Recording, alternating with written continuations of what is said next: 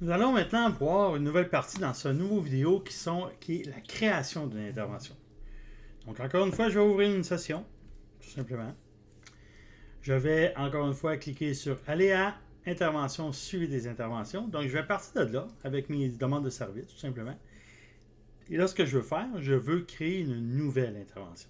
Donc j'aurais pu appuyer sur le bouton ici ou j'aurais pu appuyer sur le plus d'en haut, ça revient au même.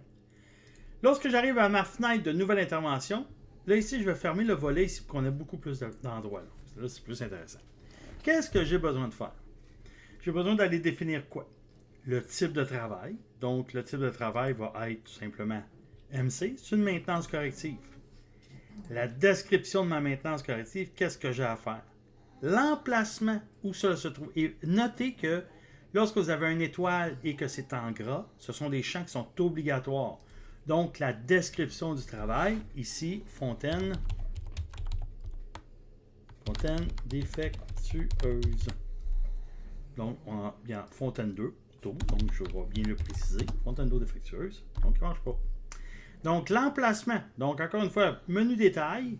Je vais ouvrir l'arborescence. Donc, ça va être beaucoup plus rapide d'aller chercher l'emplacement avec l'arborescence ici. Donc, encore une fois, je m'en vais au secteur du Vieux-Longueuil.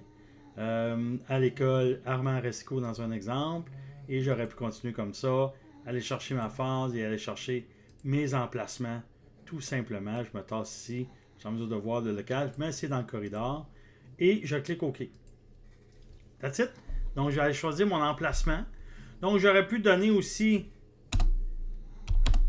ici, au niveau de la description, j'aurais pu donner d'autres types d'informations aussi, mais je vais laisser ça de cette façon-là pour l'instant. Donc, c'est fontaine d'eau défectueuse. Lorsque j'ai ces informations-là, je vais aller définir, est-ce que c'est quelque chose qui est facturable ou pas? Donc, je peux aller le définir directement à cet endroit-là.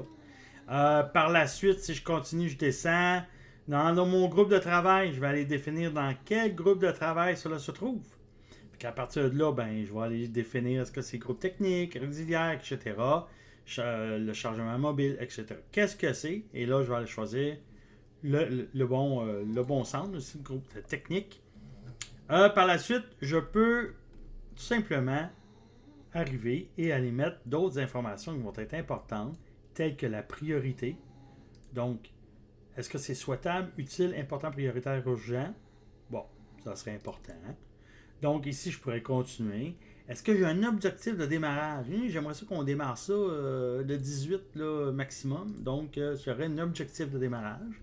Donc, je pourrais démarrer le 18. Est-ce que j'ai un objectif de fin? Est-ce que j'ai une fin planifiée, etc.? Est-ce que j'ai des informations? Est-ce que j'aurais un coût à proposer parce que j'ai dit que c'était facturable, etc.?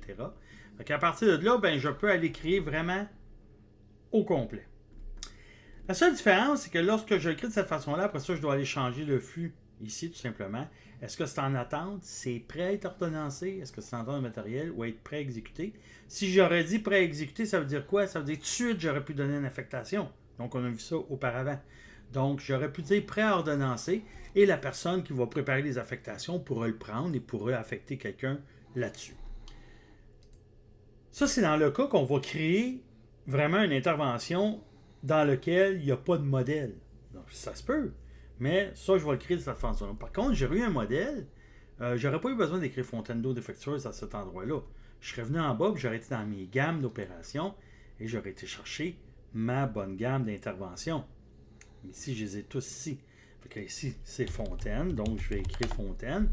Et là, il m'en propose ici, là, vérification de la pression, réparation de la fontaine, autre réparation. Donc, je peux aller choisir tout simplement ma MC qui est la maintenance corrective, et c'est réparer la fontaine. En choisissant ici, j'ai tout le temps ma fontaine d'eau défectueuse, mais j'aurais pu choisir une gamme d'opérations. C'est parce que la gamme d'opérations, ça va attacher automatiquement le type d'ouvrier que ça avait eu de besoin. Tout simplement, je peux aller donner de l'information ici, etc. Et j'aurais même pu ajouter des emplacements différents si j'en aurais plusieurs. Très important ici, modifier par et me donner les bons emails des personnes de votre supérieur. Mais en général, c'est vous qui allez le faire. Fait qu'à partir de là, ça va être vraiment de la création. Par la suite, j'enregistre et, bien entendu, je vais aller modifier mon fameux statut. Donc, je vais l'enregistrer parce que là, je suis toujours en attente d'approbation. C'est approuvé et là, je pourrais dire que c'est prêt à être ordonnancé. Et plus tard, il y a quelqu'un qui pourra le prendre. Il pourra, dans les superviseurs, il pourra arriver puis l'affecter, ce travail-là, à quelqu'un. Et voilà, c'est la façon simple et rapide d'aller créer une intervention sans passer par les pastilles. C'est les fenêtres avec les pastilles qu'on connaît déjà pour aller créer nos fameuses interventions. Sinon, on aurait pu s'en venir ici, intervention, demande de service et créer une demande de service avec le portail. J'aurais pu y aller de cette façon-là aussi. Donc, je vais tout simplement arrêter la vidéo. C'était tout. C'était tout simplement une autre façon de faire pour créer une intervention. Merci.